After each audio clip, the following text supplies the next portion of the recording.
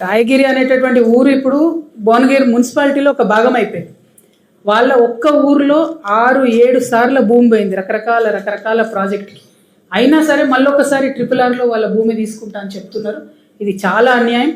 ఆపోజిషన్లో ఉన్నప్పుడు కుంభం అనిల్ కుమార్ రెడ్డి గారు పోయి ఉర్రూతలు స్పీచ్లు ఇచ్చారు. నేను ఎట్టి పరిస్థితులలో దీన్ని ఆప్తా అన్నారు. ఇప్పుడేమో ఆయన సింపుల్గా చేతులెత్తేసిండ్రు.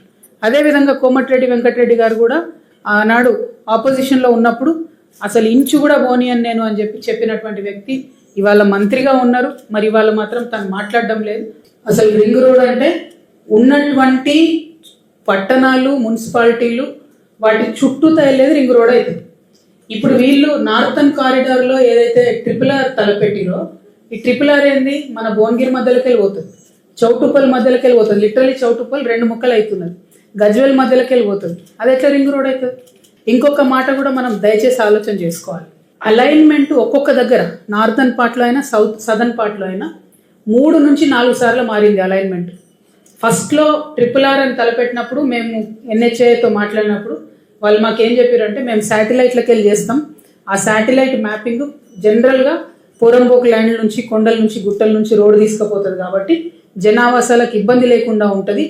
ఇదే బైబుల్, ఇదే ఖురాను, ఇదే భగవద్గీత మేము ఒక్కసారి శాటిలైట్లకి వెళ్ళి మ్యాప్ గీసినామంటే దీన్ని మార్చేటోడు లేరని వాళ్ళు చెప్పారు అన్నాడు.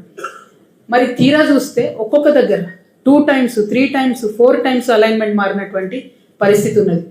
అన్ఫార్చునేట్లీ ఇది కేవలం నాయకుల అవినీతి కోసం మాత్రమే ఈ అలైన్మెంట్ మారింది అనేటటువంటిది స్పష్టంగా తెలుస్తున్నది. ప్రతి జిల్లాలో అదే పరిస్థితి. మేము మెదక్ పోయినాం, మేము మహబూబ్ నగర్ పోయినాం, అక్కడ సేమ్ పరిస్థితి.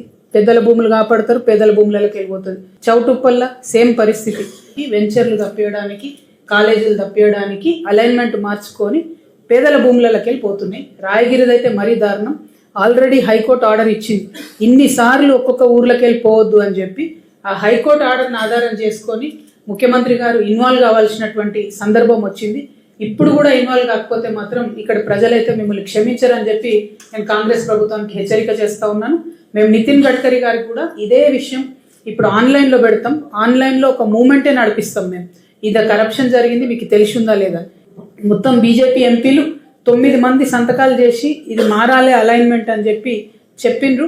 అయినా కూడా మరి అలైన్మెంట్ మారకుండా టెండర్లు పిలుస్తున్నారని తెలిసింది. కాబట్టి తెలంగాణ జాగృతి ఆధ్వర్యంలో జనవరి 5వ తారీఖు నాడు హైదరాబాద్ నగరంలో ఈ 8 జిల్లా ప్రజలు ఎక్కడెక్కడైతే రింగ్ రోడ్తో ఎఫెక్ట్ అవుతున్నారో RRRతో వాళ్ళతోని ఒక రౌండ్ టేబుల్ సమావేశాన్ని కూడా నిర్వహించి